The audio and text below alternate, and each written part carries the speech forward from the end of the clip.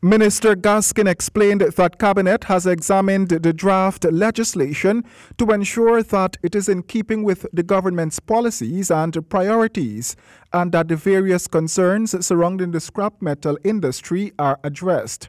He said that once the consultation process is completed, the draft will then be taken to the National Assembly for consideration.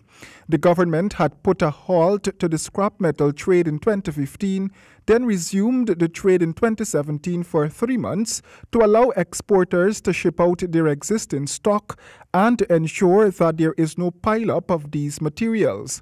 After several delays again this year, the scrap metal trade resumed in April. Limited resumption, so there are exporters exporting scrap metal. We've also taken new legislation to Cabinet. It has been approved at that level. It's being finalized at the Attorney General's chambers, and after that it will go to the National Assembly for approval. The minister disclosed that a meeting was held with exporters and dealers to introduce them to a new system that the Business Ministry is trying to implement.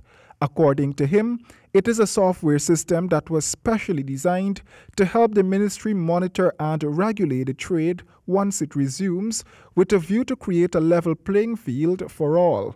Minister Gaskin said with the resumption of the trade, the ministry will be given the opportunity to test the system to ensure that it is working. Hopefully before the end of the year we'll have new legislation, we have a new software system that we're using, and we'll have a board of directors to oversee the scrap metal unit, and I believe we'll have something firm, solid in place to regulate and monitor the scrap metal industry.